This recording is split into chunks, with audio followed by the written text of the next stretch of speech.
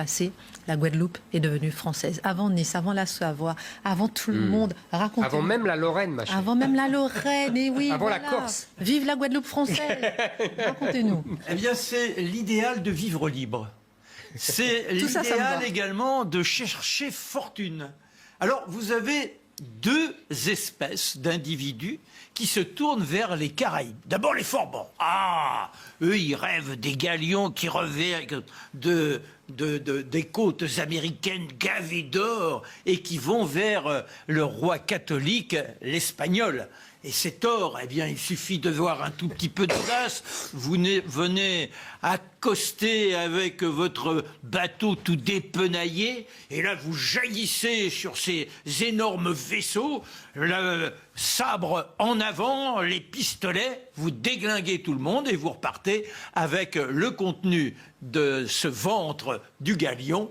Et vous allez filocher où? Eh bien, dans toutes ces îles qui sont là. Oh, les anses sont nombreuses. Vous partagez le butin et ensuite vous pouvez repartir. Et en plus, sur les côtes, il y a ces jeunes filles d'une beauté incroyable, les Atavaques. Elles sont là, gracieuses et plutôt accueillantes. Donc, on est dans l'effervescence de tous les domaines et on échappe forcément à toutes les lois punitives. Et puis après, il y a ceux qui sont victimes de la guerre entre les catholiques et les protestants. Et les plus touchés, ce sont les huguenots. Où fuir? Où se retrouver en tranquillité? Eh bien, on peut aller vers les îles. Mais les plus nombreux, ce sont les Forbans. Alors, il me faut vous présenter en quelques mots Pierre Belin d'Esnambuc. Il est parti de Dieppe. Parce que souvent, quand on parle de cette époque, on voit plutôt Bordeaux, voire Le Havre. Non, non, non. Les premiers conquérants, ils partent de Dieppe. Et lui, Pierre Belin, il est là, donc avec son deux mains. Il réussit de belles opérations. Un jour, prend refuge à Saint-Christophe où il découvre que les Huguenots sont en train d'arriver. Puis aussi les Anglais. Tout le monde est épuisé, tant et si bien qu'on essaie de se partager cette petite île de Saint-Christophe. Et il comprend, quand il voit la fertilité des terres, qu'il y a sans doute de très belles choses à réaliser. Il informe Richelieu. Il dit, votre éminence, il nous faut nous intéresser au sucre, au café. Richelieu trouve que c'est une très bonne idée. On crée une société, la Compagnie des îles d'Amérique. Et puis il a un lieutenant. Alors il s'appelle Jean Duplessis d'Assonville. Il lui dit, écoutez, il faut partir à Dieppe, trouver des associés et aller nicher en Guadeloupe. Pourquoi la Guadeloupe? Pourquoi la C'est Guadeloupe? Christophe Colomb. 1492. Ah, elle connaissait 6 déjà. décembre. Le jour, au jeu, le soir, elle n'a pas de rival. Donc, top, 1492, il est arrivé. Et pourquoi il l'a appelé la Guadeloupe? C'est parce que ça, dans la configuration, l'endroit où il s'est posé, ça lui rappelle le monastère de la Guadeloupe.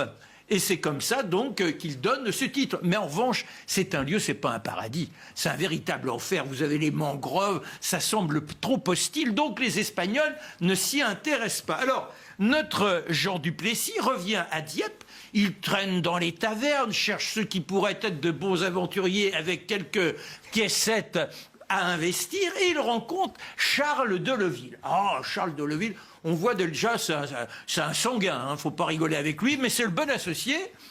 Donc, on arme 2 bateaux, on trouve des volontaires, car les premiers, ce ne sont pas du tout des esclaves, ce sont des volontaires. Vous avez compris que notre pays a été déchiré par les guerres et que nombre de pauvres bougres n'ont rien à manger, ils sont prêts à toutes les aventures.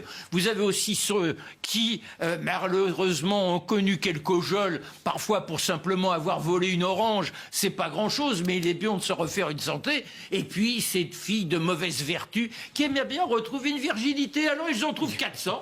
Et hop, les voilà, avec 2 bateaux, 1 mois de traversée, et ils s'installent dans un coin qui s'appelle Grand Cul-de-Sac.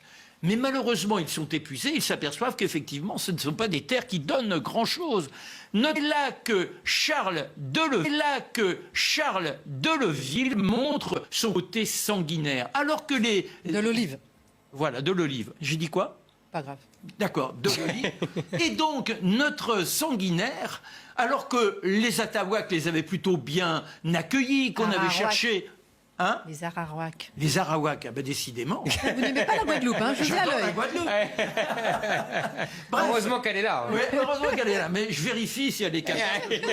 Non, mais c'est vrai, les Arawaks, on les avait bien accueillis. Mais très bien accueilli. Et exterminés Il y après. avait- eh bien oui, parce que lui, il parle, Charles de le livre, il dit, c'est pas possible, les femmes sont mignonnes, elles nous appartiennent, les terres nous appartiennent, et donc c'est une véritable éradication. Reste que les volontaires qui sont engagés pour 3 ans et qui sont de véritables esclaves non déclarés s'épuisent et ils disent mais c'est un véritable coup monté contre nous, on nous avait promis la richesse, c'est pas possible, et au bout de 3 ans, eh bien ils déclinent la position au service des premiers colons. Et c'est comme ça qu'on va se tourner vers l'Afrique en sachant que on n'est pas à l'origine du trafic négrier. Il existe déjà depuis le 7e siècle avec les musulmans qui profitent des guerres. Et c'est comme ça qu'on vend. Et c'est comme ça qu'on vend. Eh bien, ces pauvres individus qui viennent de l'intérieur de l'Afrique, et on se les accapare. Je vous raconterai un autre jour les conditions de navigation, et ils sont échangés par l'eau contre du troc. On ne les achète pas, c'est contre du troc, de vaisselle, d'armes, etc. Éric Zemmour, pourquoi encore aujourd'hui, lorsqu'on voit un Guadeloupéen, on lui demande d'où il vient? Parce que les gens sont ignorants, c'est tout. Mais vous avez tout à fait raison. Je vous dis, là, vous disiez, la Guadeloupe était française, même avant, je vous disais, la Lorraine, la Corse au XVIIIe siècle, mais même avant les grandes guerres de Louis XIV qui ont pris l'Alsace, la Franche-Comté et tout ça. Tout à fait. Et Louis Mais oui. XIV deviendra le propriétaire de l'île quand après d'héritage en héritage, eh bien, il y a des faillites Bien sûr. des compagnies. Mais C'est lui qui Richelieu devient tenait patron. beaucoup à ces îles comme ça Bien sûr. d'outre-mer parce qu'il tenait beaucoup, non pas par romantisme, mais parce qu'il tenait à rivaliser avec les Hollandais et les Anglais qui avaient commencé une politique mondiale et maritime, vous voyez, de commerce, etc. Et donc le Richelieu poussait les aristocrates à investir. Il disait pas Choose France, mais Il avait quelques intérêts personnels également. ah bah oui, évidemment. Marc Menon, il aime la Guadeloupe. Éric Zemmour, dernière partie, merci beaucoup. Dernière partie Oui.